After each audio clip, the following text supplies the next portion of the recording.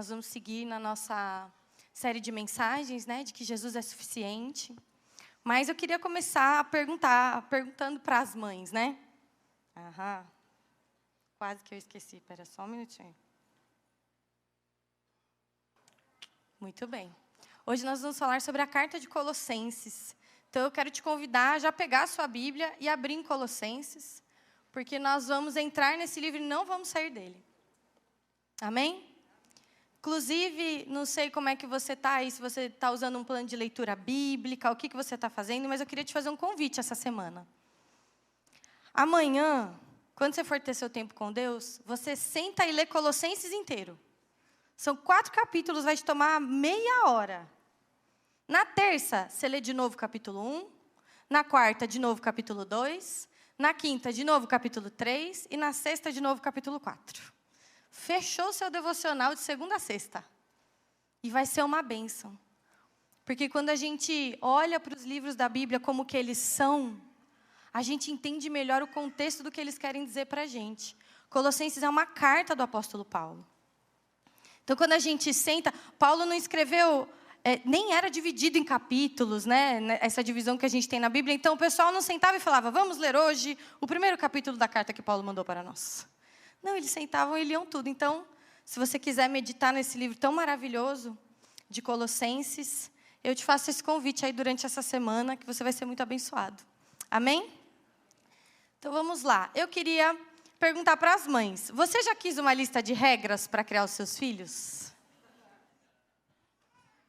Eu ainda quero.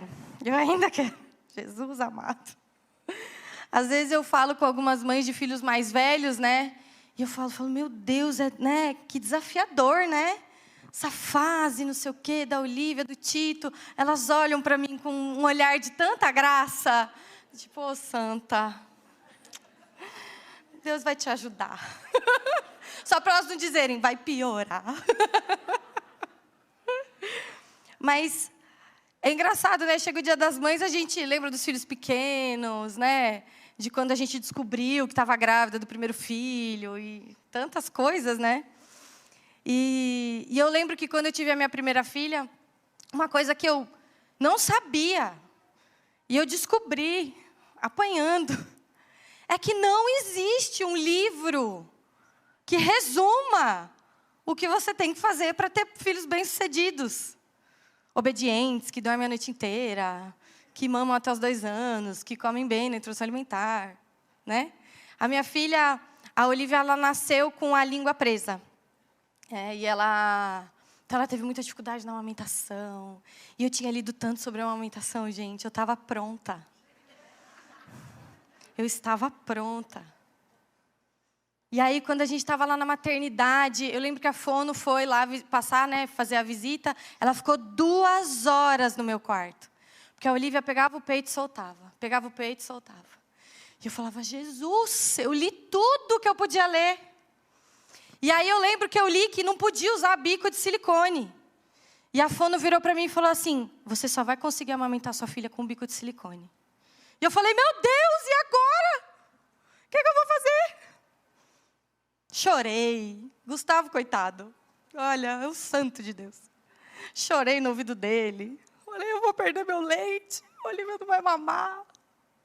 Pois ela mamou, né? Só que quando ela estava perto de fazer 1 mês, a gente chegou naquele negócio de, vamos fazer a cirurgia para cortar o freiozinho da língua dela. Irmãos, descobri eu que tem médicos que falam para fazer a cirurgia e outros médicos que falam que não. E aí eu ia no médico e ele falava, de jeito nenhum. A anestesia é muito perigosa para sua filha. Ela é muito pequena. Se fizer agora, depois vai voltar. Aí eu ia em outro médico. Você tem que fazer. Se não fizer, ela não vai mamar, não vai comer, não vai falar, não vai andar, não vai viver, não vai fazer um monte de coisa. E eu falei, Jesus, eu sou uma mãe de primeira viagem, eu estou no meio de uma pandemia, minha filha tem 1 mês e eu tenho que decidir se eu vou cortar o raio da língua dela ou não. E eu fiquei desesperada. Hoje eu sei o que é uma cirurgia de cortar o frenulozinho da língua, né? Se isso acontecesse com o Tito, meu segundo filho, a decisão seria muito mais tranquila. Mas não havia um livro de regras para isso.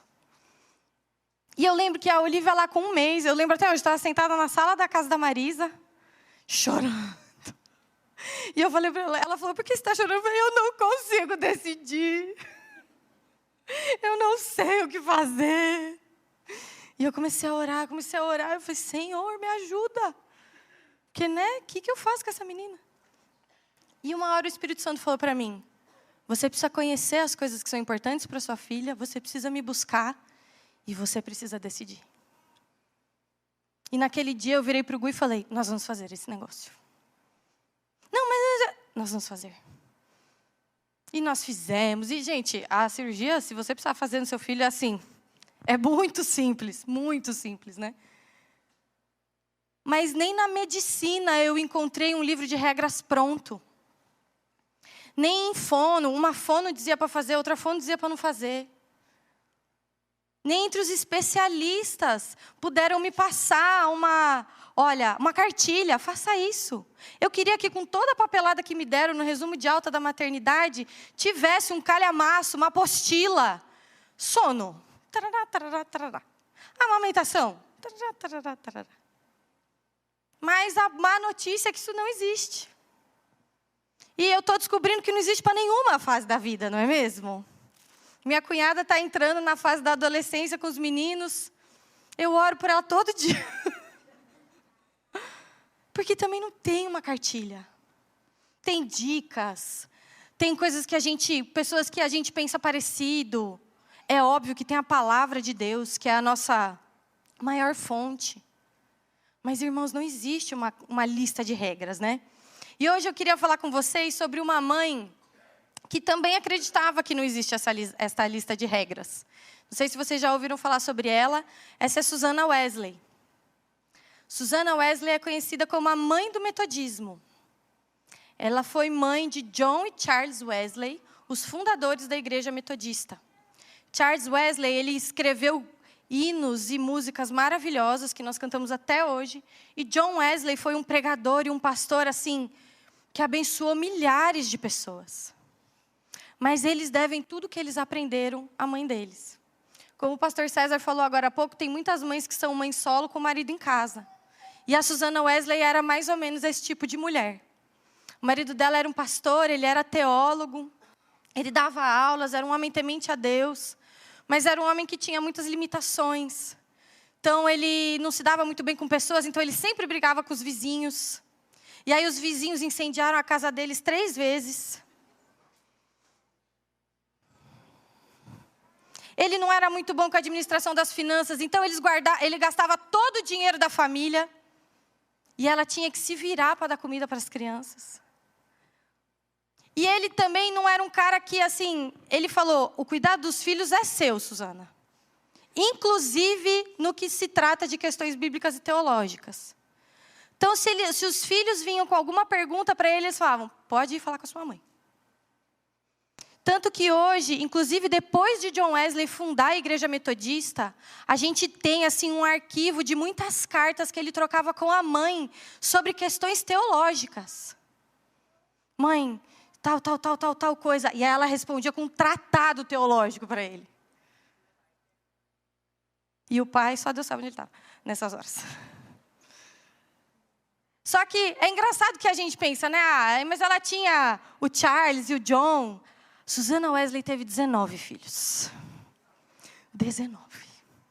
9 deles morreram muito pequenos. E ela criou 10. Sozinha. Irmãos, ela cuidava de tudo. Ela cuidava da educação, ela cuidava do discipulado, ela cuidava da casa. E ela ainda ajudava a cuidar da igreja que o marido dela pastoreava. Já que ele não tinha muita facilidade com pessoas. E uma vez John Wesley, já mais velho, já depois da igreja metodista, ele pediu para ela escrever como que foi que ela educou todos os filhos dela. E ela ficou meio resistente, porque ela falou, eu não acredito numa lista de regras. E ela foi muito sincera, ela falou, eu sei o preço que eu paguei. Eu sei quanto eu investi. E aí ela concordou em fazer algumas dicas. sobre educação de filhos para falar sobre o que ela tinha feito. E nas dicas, se você quiser depois procurar no Google, você acha isso muito fácil. É uma lista, deve ter umas 6, 7 dicas que ela deixa. Mas todas elas são centradas em Cristo. Ela ensinou todos os seus filhos a orarem assim que eles começavam a falar. Ela ensinou todos os filhos dela a lerem a Bíblia assim que eles aprendiam a ler. Porque, independentemente da situação que a família estivesse, do lugar, dos filhos, e ela fez isso com as filhas mulheres também, o que não era um costume da época. As mulheres não aprendiam nem a ler. Ela ensinou todas as filhas dela a lerem e a lerem a Bíblia. Porque ela acreditava que o mais importante que ela podia dar para os filhos dela era Cristo. Era Cristo. E essa mulher com 10 filhos ali vivendo, né, juntos, ela ainda separava tempo para ter a sua vida devocional. Então é uma história interessante, né, que ela tinha um avental. E como é que você faz? Gente, eu tenho 2 filhos. Se os meus filhos estão em casa, Senhor Jesus, eles não podem me ver sentada. Ô, mãe! Hoje de manhã eu estava tomando café da manhã, eu sentei, estava relendo o esboço e o Gu estava sentado com eles no sofá. A Olivia olhou para mim e falou assim, ô mãe, pega mais uma bisnaguinha para mim. Eu olhei e falei, seu pai está aí, cara. Beijo para ele. Então os filhos não podem ver a gente sentada, né? Porque assim, ela está disponível. Então ela tinha um combinado, Suzana tinha um combinado com os filhos dela. Ela tinha um avental e todas as vezes que ela colocava esse avental na cabeça, eles sabiam que ela estava tendo o tempo dela com Deus. E ela fazia isso 2 vezes por dia, todos os dias. Era uma mulher que entendeu a importância da centralidade de Cristo. E sabe, irmãos, não é para a gente olhar para uma história como a de Suzana e falar, então deixa eu pegar. Eu vou ler a história dela e vou imitar exatamente tudo que ela fizer. Não foi nem para isso que eu trouxe a história dela aqui. Mas uma das frases que John Wesley escreveu sobre a mãe dele é que eu aprendi mais sobre o verdadeiro cristianismo com a minha mãe do que com todos os teólogos da Inglaterra. Ele falava que ela era a melhor pregadora que ele conhecia, porque ela pregava para ele todos os dias na casa dela. E a verdade é que aquela mulher olhou para o contexto que ela vivia, olhou para a época que ela vivia e falou, existe algo que é mais importante. Cristo é o centro. Eu vou pegar o meu contexto, eu vou pegar o que eu tenho hoje e eu vou apontar os meus filhos para Cristo, eu vou apontar a minha vida para Cristo. Então, se tem alguma coisa que a gente aprende com uma mulher como Suzana, é que realmente não existe uma lista de regras, mas que eu pego a minha vida, o meu contexto, a minha história, os meus filhos, e eu aponto para Ele. E eu queria te fazer uma pergunta. Pensando nisso, você já se pegou procurando um manual de vida? E eu não estou perguntando só para as mães, mas um manual para tudo. Para a vida, para a fé, para tudo dar certo para você ser próspero, feliz. Ao invés de buscar uma presença. Vocês já perceberam como muitas vezes a gente chega para Deus pedindo para Ele dar para a gente uma lista de coisas? Senhor, me ensina. Como é que eu faço para dar certo aqui? Quando Jesus quer dar para a gente a sua presença. Não é verdade? Mas o que isso tem a ver com a carta de Colossenses? Né? Tem tudo a ver, porque na verdade a gente busca esse manual constantemente na nossa vida. Às vezes passa uma fase, aí você procura para outra coisa. A gente quer aprender a viver. Né? E os irmãos lá na igreja de Colossenses, na cidade de Colossos, eles estavam mais ou menos nessa realidade. Eles tinham conhecido a Cristo, eles tinham conhecido o Evangelho, eles aceitaram Jesus, mas eles, depois de um tempo, começaram a acrescentar outras coisas ao Evangelho. Se você ler a carta de Colossenses ou ler alguns estudos, você vai ver que não existe uma concordância do que eram essas questões aí que esses irmãos acrescentaram. Muitos dizem que eles ficavam analisando as estrelas, meio que uma coisa do zodíaco aí, né? Cristão, Libra, sabe? Essas coisas que a gente vê no Instagram às vezes. Mas o que a gente precisa se lembrar é isso. Eles estavam acrescentando coisas. Eles já tinham conhecido o Evangelho, eles já tinham entendido que Jesus era Senhor e Salvador, mas eles começaram a achar que eles precisavam de mais coisas para serem salvos, e mais coisas que dependiam deles, que dependia daquilo que eles podiam fazer. Então, para a gente entender mais ou menos o contexto dessa carta, é a gente entender que essa é uma igreja que não foi fundada pelo apóstolo Paulo, ela foi fundada por Epáfras. Epáfras era um discípulo de Paulo, ele se converteu numa pregação de Paulo, e diante do discipulado, de tudo que ele aprendeu com Paulo, ele foi implantando algumas igrejas. Uma delas foi na cidade de Colossos, a outra também foi Laodiceia, mas tem outras igrejas que Epáfras fundou. E aí, quando ele percebeu esse problema, ele foi falar com Paulo. E aí, diante disso, Paulo escreve a carta aos Colossenses. E aquela igreja, ela não era uma igreja formada majoritariamente por judeus. Na verdade, a cidade de Colossos era uma cidade culturalmente muito rica, tinha muitos povos habitando lá. Então, a maior parte da igreja era composta por gentios que anteriormente eram pagãos. Então, essa era uma igreja muita gente diferente. Então, você imagina tudo que eles foram acrescentando. Eu fico imaginando eles lá no meio do culto, e aí um falava assim, então, mas antes eu fazia um negócio que era legal. Aí todo mundo falava, da hora, vamos fazer também. Aí na outra semana eu via, mas gente, não, calma. Eu ouvi um negócio, e aí eles foram acrescentando.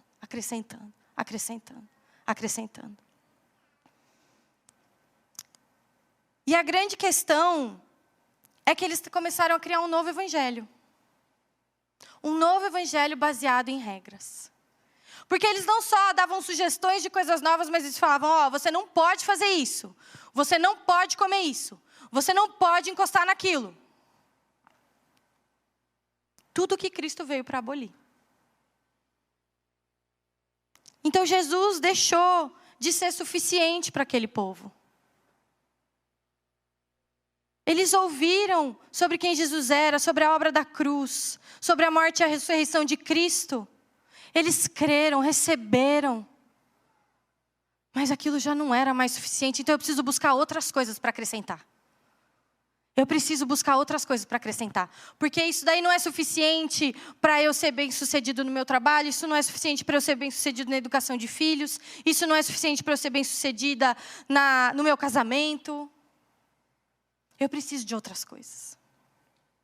Então eu queria falar com vocês sobre 3 coisas que a gente não pode se esquecer na nossa vida com Deus, para que a gente não caia no mesmo erro desses irmãos. Porque então o apóstolo Paulo começa a carta de Colossenses, fazendo todas as apresentações, ele escreveu essa carta junto com Timóteo, e Paulo, eu gosto de Paulo porque ele sempre começa, amados, queridos, que tão amado, Queridos, estou aqui orando por vocês. Ai, que maravilhoso, E aí Paulo já começa a ensinar eles de novo. Então a primeira coisa que a gente aprende com essa carta e que a gente precisa aprender na nossa vida é que Cristo é suficiente para nos resgatar. E eu gosto muito desse começo da carta de Colossenses porque Paulo prega o evangelho mais uma vez para aqueles irmãos. Paulo não estava evangelizando eles. Não era a primeira vez que eles ouviam sobre aquilo lá. Mas Paulo fala, peraí que eu vou situar vocês aqui de novo, pessoal. Então, vamos ler juntos? Colossenses 1, de 13 a 23. Abre aí na sua Bíblia. Colossenses 1, de 13 a 23. É um trecho um pouquinho longo, por isso é importante você acompanhar, se você puder.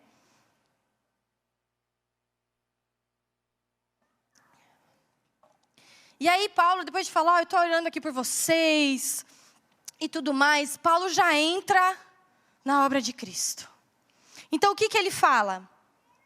Ele nos libertou do poder das trevas e nos transportou para o reino do seu Filho amado, em quem temos a redenção, a remissão dos pecados.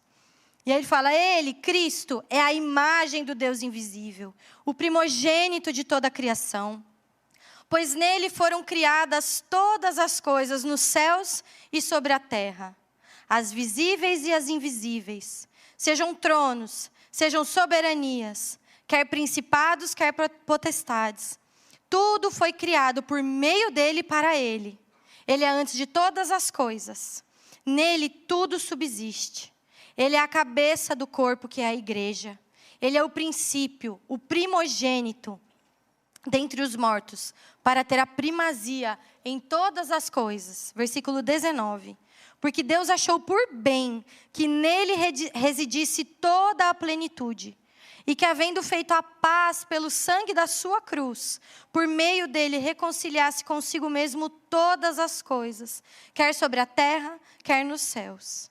E vocês, que no passado eram estranhos e inimigos no entendimento pelas obras más que praticavam, agora, porém, ele os reconciliou no corpo da sua carne, mediante a sua morte, para apresentá-los diante dele santos, inculpáveis e irrepreensíveis. Se é que vocês permanecem na fé, alicerçados e firmes, não se deixando afastar da esperança do evangelho que vocês ouviram e que foi pregado a toda criatura debaixo do céu, e do qual eu, Paulo, me tornei ministro. Esse último versículo, na versão da mensagem, diz o seguinte: permaneçam firmes no vínculo da verdade, sintonizados com a mensagem e atentos para que não sejam distraídos ou desviados. Então Paulo está repregando o evangelho para aqueles irmãos. Ele está relembrando eles de quem Cristo é. Ele é a imagem do Deus invisível. Irmãos, ele é o Filho de Deus. Ele é o Filho de Deus. Paulo está falando para eles, ele não é só mais um profeta. Ele não é um cara de ideias legais. Ele é o Filho de Deus. Nele todas as coisas foram criadas. E tudo se mantém nele. Tudo se mantém nele. E Paulo faz isso porque aqueles irmãos tinham se esquecido o suficiente para começar a acrescentar outras coisas. E aí ele fala, Cristo é a imagem do Deus invisível, nele tudo foi criado, nele tudo subsiste. Ele é a cabeça, o princípio, o primogênito dentre os mortos.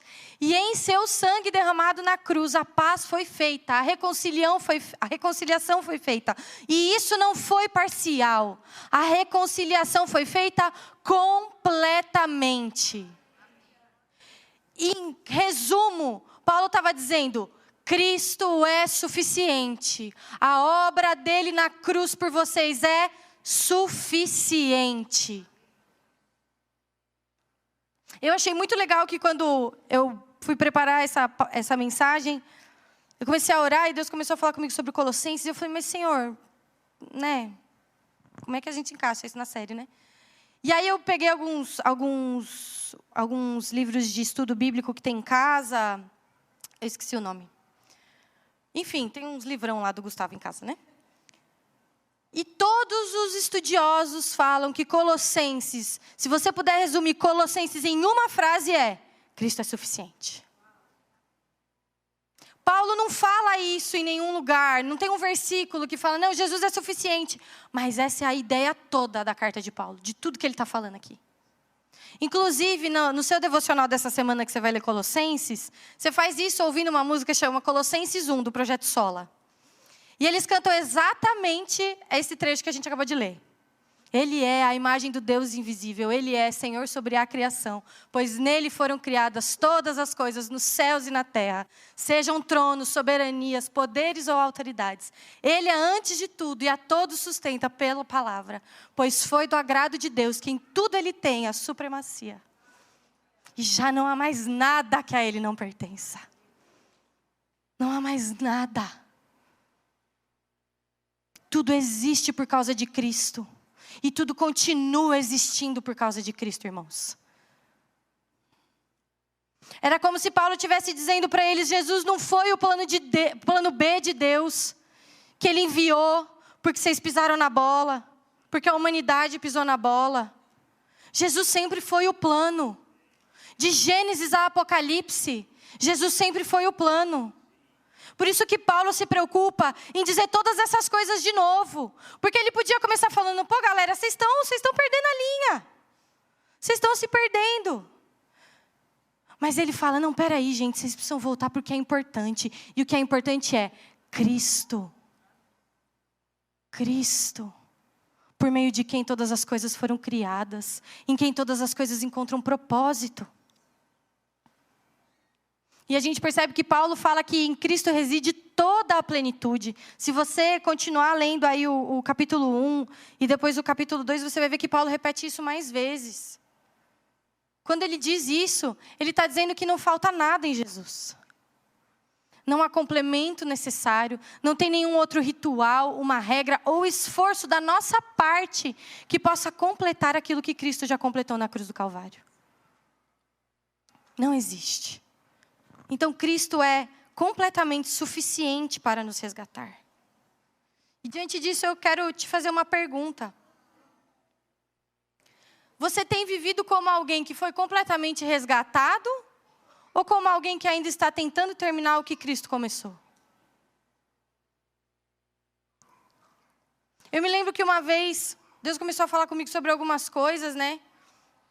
E parte da minha história com Deus, da minha conversão, o Senhor me encontrou. E essa é uma marca muito grande na minha vida. Que eu fui encontrada por Cristo. E chegou uma parte, um momento da minha caminhada com Ele, e eu estava orando, não sei o quê, e aí essa palavra começou a vir de novo no meu coração, encontrada, encontrada. E aí o Senhor falou para mim, se você foi encontrada, por que você vive como se você tivesse perdida? E eu falei, meu Deus.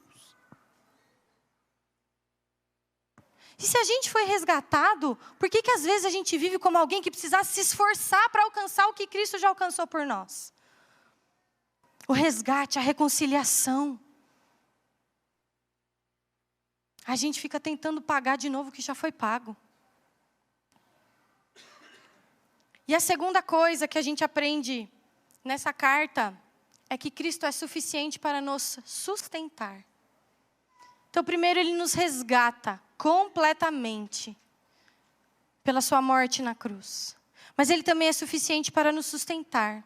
Vira aí a página da sua Bíblia, nós vamos ler Colossenses 2.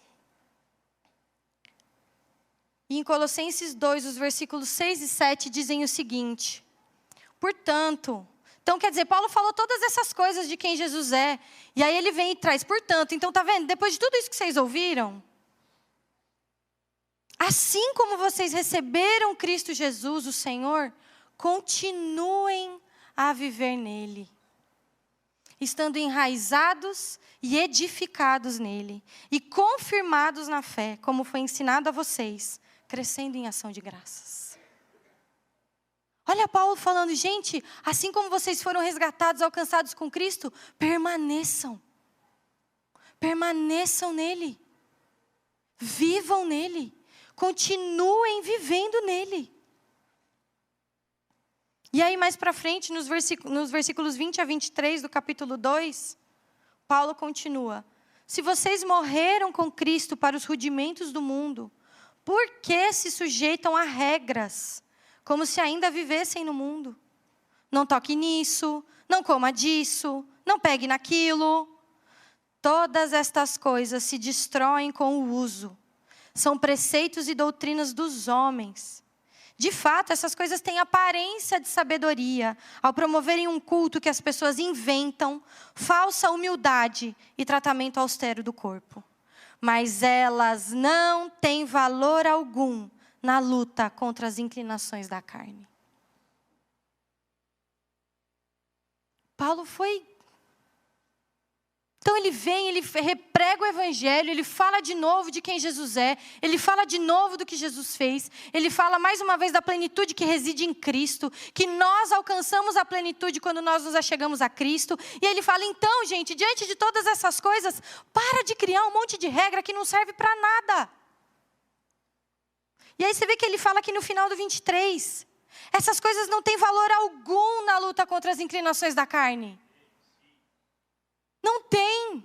O que tem valor na nossa luta contra as inclinações da carne é o Espírito Santo habitando em nós.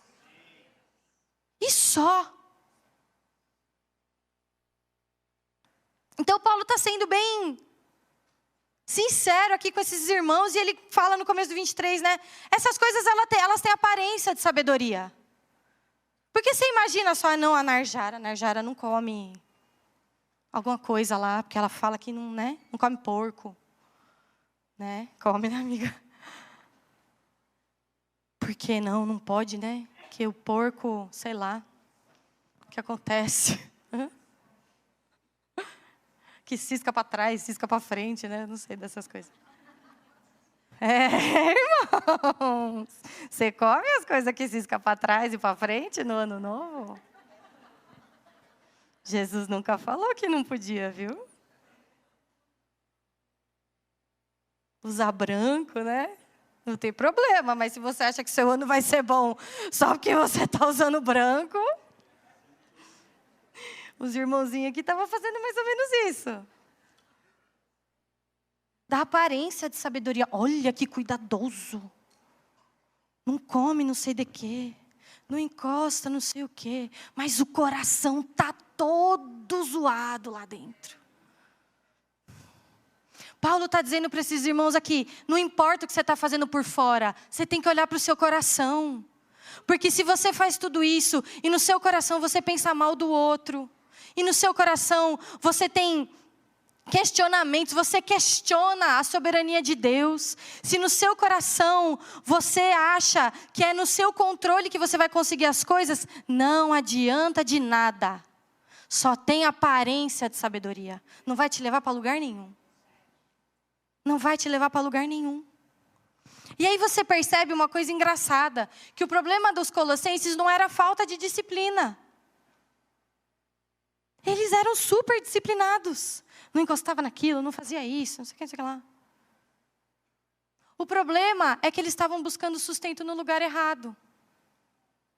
As regras deles pareciam espirituais, pareciam sérias, mas elas não tinham valor. E a gente corre esse risco, irmãos. Porque às vezes a gente fala, mas eu não... Né, o que a gente chama de sincretismo, às vezes. Você dá significado para coisas que elas não têm.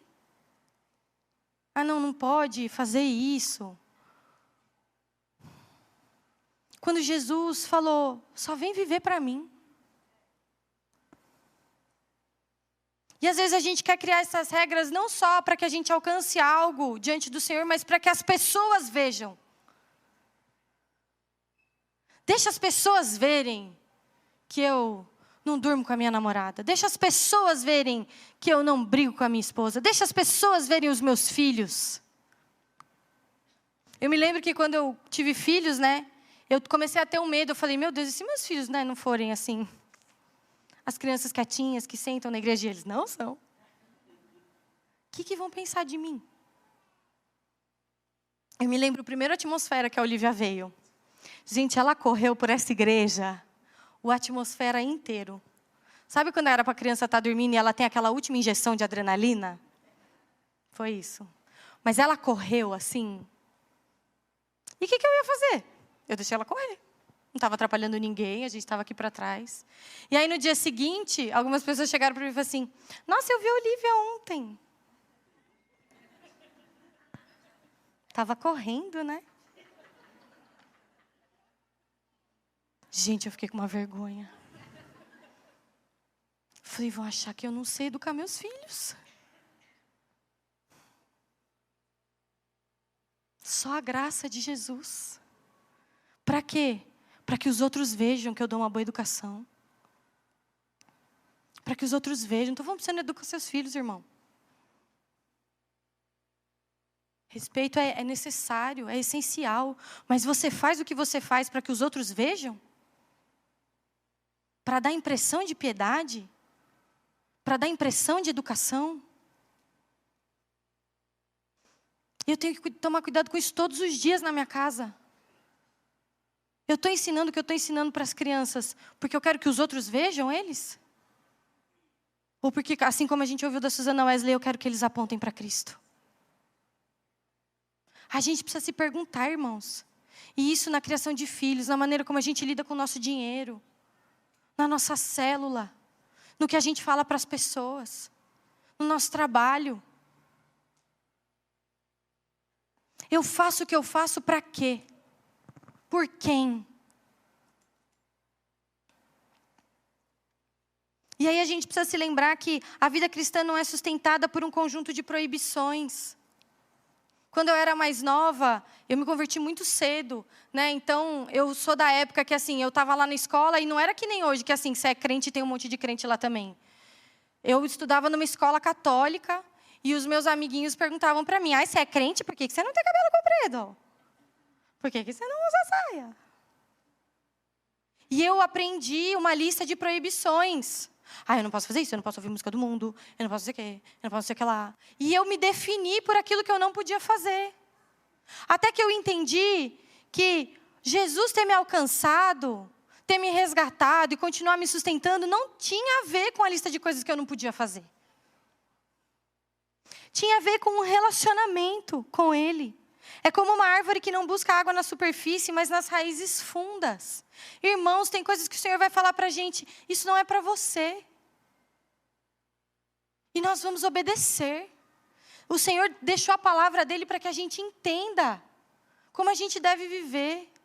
Mas não para a gente criar uma lista de regras e falar, eu preciso andar aqui para ser abençoado. Eu preciso andar aqui, senão eu não vou chegar em lugar nenhum. Eu preciso andar aqui para... Não, eu faço isso porque eu fui alcançada. Porque Jesus me alcançou. Porque Ele é suficiente. Porque Ele é suficiente. A diferença entre regras e raízes é essa. As regras te dizem o que fazer quando você está bem. De vitória em vitória, né? As raízes te sustentam quando tudo desmorona. Será que a gente consegue se manter nesse nível quando as coisas não vão bem com a gente? A gente ouviu nos últimos 2 domingos, o Gu pregou sobre Cristo ser suficiente quando nós sofremos. O pastor César falou na semana passada sobre confiar. Se Cristo é suficiente, nós podemos confiar nele. Mas é só essa suficiência da obra de Cristo por nós que nos sustenta quando tudo vai mal. A gente não consegue manter as aparências, irmãos. Sinto lhe dizer. Às vezes a gente pode conseguir por muito tempo. Mas uma hora desmorona. E o que vai ficar? A gente precisa pensar. E aí eu queria te deixar mais uma pergunta. O que sustenta a sua fé quando as regras não são suficientes?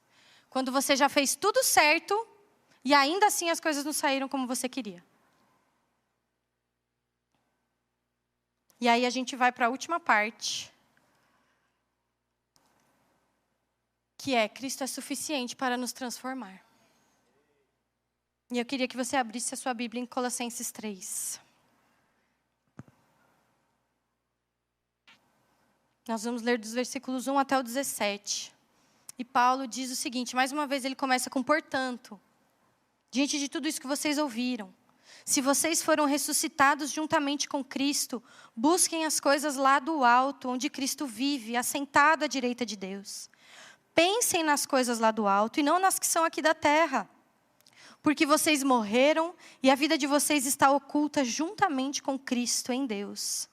Quando Cristo, que é a vida de vocês, se manifestar, então vocês também serão manifestados com Ele em glória. Portanto, façam morrer tudo que pertence à natureza terrena. Imoralidade sexual, impureza, paixões, maus desejos e a avareza, que é a idolatria. Por causa destas coisas é que vem a ira de Deus sobre os filhos da desobediência. Vocês também andaram nessas mesmas coisas no passado, quando viviam nelas. Versículo 8. Agora, porém, abandonem igualmente todas estas coisas: ira, indignação, maldade, blasfêmia, linguagem obscena no falar. Não mintam uns aos outros, uma vez que vocês se despiram da velha natureza com as suas práticas e se revestiram da nova natureza, que se renova para o pleno conhecimento, segundo a imagem daquele que a criou. Aqui não pode haver mais grego e judeu, circuncisão e incircuncisão, bárbaro, cita, escravo, livre, mas Cristo é tudo e está em todos. Aleluia. Portanto, como eleitos de Deus, santos e amados, revistam-se de profunda compaixão, de bondade, de humildade, de mansidão, de paciência. Suportem-se uns aos outros e perdoem-se mutuamente, caso alguém tenha motivo de queixa contra outra pessoa. Assim como o Senhor perdoou vocês, perdoem também uns aos outros. Versículo 14. Acima de tudo isto, porém, esteja o amor, que é o vínculo da perfeição. Que a paz de Cristo seja o árbitro no coração de vocês, pois foi para esta paz que vocês foram chamados em um só corpo. E sejam agradecidos. Que a palavra de Cristo habite ricamente em vocês. Instruam e aconselhem-se mutuamente em toda a sabedoria, louvando a Deus com salmos, hinos e cânticos espirituais, com gratidão no coração. E tudo que fizerem, seja em palavra, seja em ação, façam em nome do Senhor Jesus, dando por Ele graças a Deus Pai. Você vê que Paulo ele não está terminando a carta dando uma nova lista de regras. Porque às vezes a gente lê tudo isso e fala, então peraí, eu tiro essas coisas, incluo essas e aí eu chego lá. Ele está falando com que é uma nova identidade, uma nova maneira de viver. É algo que nasce de dentro para fora, não de fora para dentro. Você vê que ele começa falando, e eu amo que Paulo fala isso, façam morrer. Paulo não está falando, tenta evitar. Às vezes a gente aconselha as pessoas falando isso, né? Mas evita mentir, menina.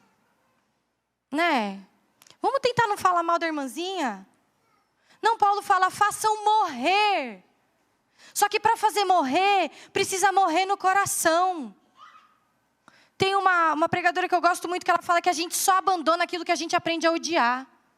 Quando a gente morre e ressuscita com Cristo, a gente aprende a odiar aquilo que Ele odeia. E aí Paulo junta aqui todas essas coisas. Imoralidade sexual, impureza, paixões, maus desejos, avareza, que é a idolatria. Ele junta isso com ira, indignação, maldade, blasfêmia, linguagem obscena, mentira. E Paulo está falando isso, você vê que depois ele fala, não porque vocês têm que alcançar alguma coisa, mas porque isso faz parte da velha vida. E vocês já se despiram dela. Jesus conquistou isso para vocês na cruz. Cristo é suficiente para que vocês possam viver de uma maneira diferente. Para que vocês possam ser transformados. E aí, Paulo vem e fala, como que você vive agora essa vida transformada? Como eleitos de Deus, santos e amados, revistam-se de compaixão, bondade, humildade, mansidão, paciência. Você se lembra dessas palavras em alguma outra parte da Bíblia? Gálatas 5, o fruto do Espírito. Nós precisamos do Espírito Santo para viver essa nova vida, irmãos. Paulo não está falando, pega aqui, prega isso aqui, escreve lá no seu espelho, aí todo dia você internaliza. Mansidão, paciência, domínio próprio. Vai. É Espírito Santo, me ajuda a viver essa nova vida que Jesus já conquistou para mim. Porque você é suficiente para me fazer viver essa vida. Eu quero. Espírito Santo, me ajuda a vencer a ira. Me ajuda a vencer a maledicência. Me ajuda a vencer a imoralidade sexual. Eu não quero mais viver na velha vida. Você vê que Paulo começa falando, portanto, se vocês foram ressuscitados com Cristo. Lá no capítulo 2 ele fala, portanto, se vocês morreram. Agora ele fala, se vocês ressuscitaram para uma nova vida. Quando a gente está aqui no dia do batismo, não é só um rito de passagem, não é só uma regra. Não, eu preciso fazer isso para eu poder fazer os cursos da comunidade. Eu estou dizendo, acabou a vida velha. Cristo é suficiente para me fazer viver uma vida nova. E eu vou viver essa vida com a ajuda do Espírito Santo de Deus que habita plenamente em mim. Eu posso. Por causa de Jesus eu posso. Então essa vida velha fica para trás. E a vida nova ela vem o quê? A gente vivendo cheio da presença de Deus e do Espírito Santo. Você vê que Paulo falou aqui, Cristo é tudo e está em todos. A Gabi falou aqui no começo do louvor. Jesus não está neste lugar, Ele está em nós. Através do Espírito Santo, Ele habita em nós. E por causa do que Cristo fez, e do seu sacrifício completo na cruz, e da sua ressurreição, Ele é suficiente, o Espírito Santo habita em nós. E nós podemos viver cheios da sua presença. E aí nós também vivemos em comunidade no corpo de Cristo. Diante de tudo que Paulo falou, depois ele fala, suportem-se uns aos outros. Perdoem-se uns aos outros. Irmãos, nós precisamos uns dos outros. Nós precisamos uns dos outros. Uma das maiores tentações que a gente vive no nosso tempo é de que a gente pode viver isolado. As pessoas estão achando que elas podem viver a igreja sozinhas na casa delas, assistindo um culto pelo YouTube. Não dá. Não dá. Uma das maiores mentiras que eu ouvi quando eu tive meus filhos é que ninguém me entendia. Ninguém sabe o que eu estou passando. Ninguém sabe o que é ser mãe da Olivia e do Tito. E sabe o que isso fez? Fez eu me isolar. Só eu sei o que é viver como eu vivo. Só eu sei o que é estar nesse casamento. Só eu sei o que são as dificuldades do meu trabalho. Só eu sei. Só eu sei. Só eu sei. E eu vou vivendo sozinha, eu vou andando sozinha. Não foi para isso que Jesus morreu, irmãos. Jesus morreu pela sua igreja. Igreja somos nós. Nós precisamos uns dos outros. E é por isso que a gente precisa suportar uns aos outros. Suportar é dar suporte e é suportar também. Aquele irmão é difícil, mas eu estou com ele. É perdoar mais rápido. Esses dias eu passei por uma situação e fiquei tão mexida com um negócio que não era para mexer tanto comigo. E o Espírito Santo começou a falar, você está guardando tanta coisa antiga no seu coração? Eu não queria perdoar as pessoas que tinham sido injustas comigo. E eu tinha razão. Mas não é isso que Cristo me ensina. Se eu quero viver em comunidade, eu preciso olhar para os meus irmãos e falar, eu vou perdoar vocês porque Cristo me perdoou o tempo todo. O tempo todo. E eu também preciso de perdão porque eu erro também, o tempo todo. Mas Paulo está falando, não dá para viver uma vida em que Cristo é suficiente, isolado. Nós precisamos viver em comunidade. Irmãos, comunidade é disciplina espiritual. É gostoso estar com os irmãos quando a gente está no churrasco. Eu amo também, jogando conversa fora. É mais difícil quando a vida está dura. Quando você tem que ouvir aquele irmão reclamar da mesma coisa de novo. Confessar o mesmo pecado de novo. Ou você reclamar da mesma coisa de novo pro irmão. Ai, não vou falar de novo, coitado. Não aguenta mais me ouvir. É mais difícil, irmãos. É difícil quando o irmão ofende a gente. Sem querer, por querer. É mais difícil. Mas quando Cristo morre e ressuscita por nós, Ele fala, eu morri pela minha igreja e eu venho buscar uma noiva. Irmãos, eu não sou a noiva de Cristo, nós somos. Jesus não vem para me buscar, Ele vem buscar a igreja dEle, a noiva dEle. Essa nova vida que nós recebemos em Cristo Jesus é uma vida em comunidade. Amém? Nós vivemos com a palavra habitando ricamente em nós. Paulo falou aqui que a palavra habite ricamente em vocês. Que a mensagem habite ricamente em vocês. Para isso a gente tem que abrir a Bíblia. Tem que abrir a Bíblia. Não dá para deixar ela aberta lá no Salmo 91, esperando alguma coisa acontecer no nosso coração. É todos os dias. Eu tenho que aprender, Jesus, eu quero te conhecer. Não porque Jesus vai te ensinar regras pela Bíblia, mas porque Ele vai te mostrar quem Ele é. Quando a gente descobre quem Jesus é, a gente vive diferente. E aí a gente vive em oração e cheio de gratidão. A nova vida é uma vida de oração e de ação de graças. Amém, queridos? Isso não é uma nova lista de regras. É a descrição de alguém que foi transformado. E não de alguém que está tentando se transformar sozinho. Nós precisamos de Cristo e nós precisamos uns dos outros, irmãos. Então, diante de tudo que a gente ouviu aqui agora, será que nós temos buscado mudar o nosso comportamento? Ou temos buscado a Cristo, que é o único que muda o nosso coração? Será que a gente tem buscado uma lista de regras ou a gente tem buscado uma presença?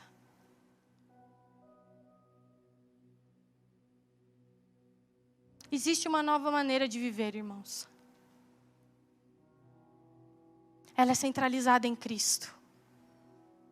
Ela tem Cristo como suficiente para nos resgatar, nos sustentar e nos transformar. O problema é que é fácil a gente se perder no meio da rotina. É fácil começar a adicionar coisas ao Evangelho. É fácil criar uma lista de regras. É fácil, irmãos. Eu queria que tivesse. Na maternidade, no casamento. Queria muito. Seria muito mais fácil. Mas aí eu perderia a graça de conhecer a Jesus. De ir até Ele e ouvir a sua voz.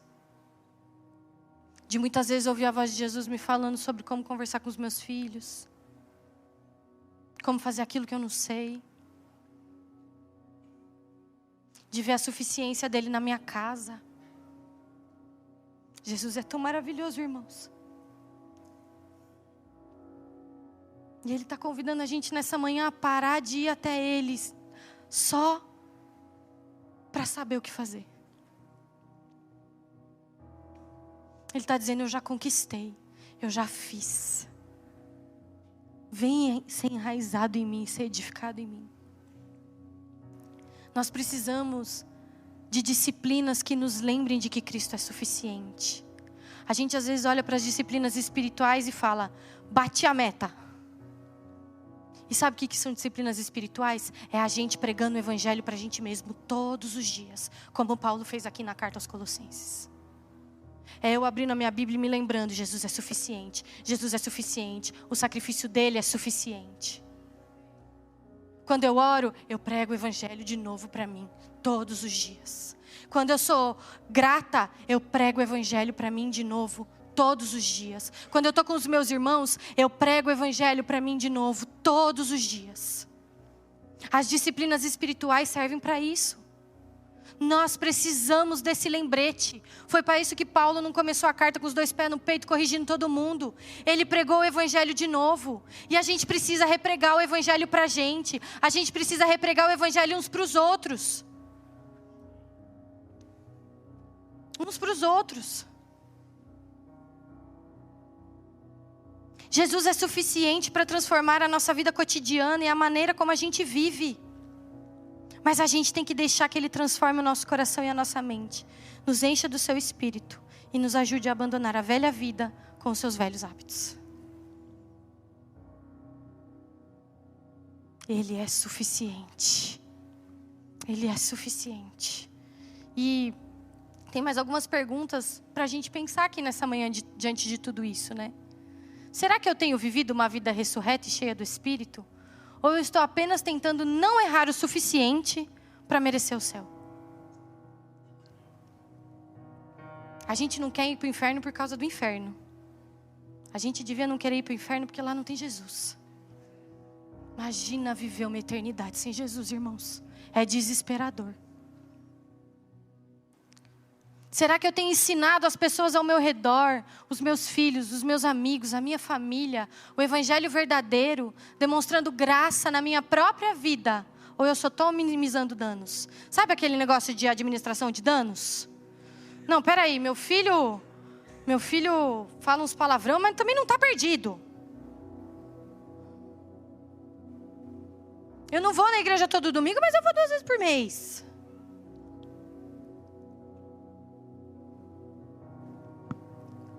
O que precisa morrer na minha vida para que a nova vida de Cristo possa aparecer?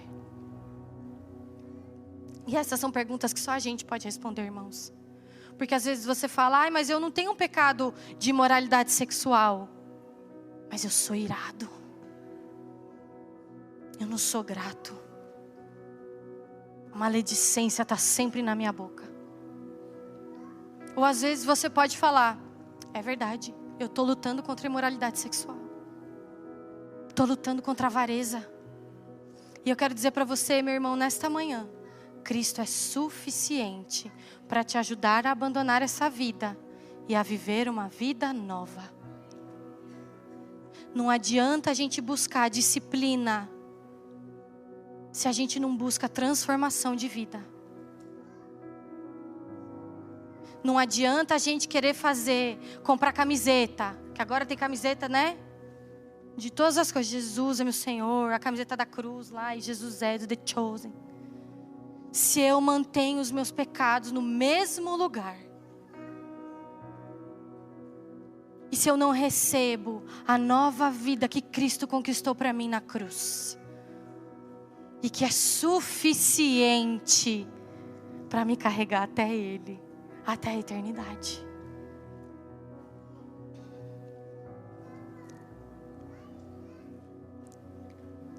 Em Colossenses, Paulo deixa para a gente uma boa notícia. Cristo é suficiente para nos fazer morrer para a vida antiga e ressuscitar para uma nova vida. Para nos fazer abandonar a velha natureza, para que possamos viver cheios da sua presença, em comunidade, cheios da palavra, de oração e de gratidão. E quando a nossa vida diária se volta para Cristo, a gente começa a pregar o Evangelho para a gente continuamente. E esse é o convite dele para nós. Posso te dizer, o Evangelho nunca cansa, irmãos. Nunca cansa.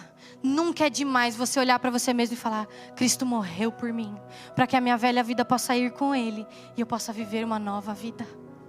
Cristo é suficiente para me ajudar a viver uma vida diferente. Fique de pé no seu lugar.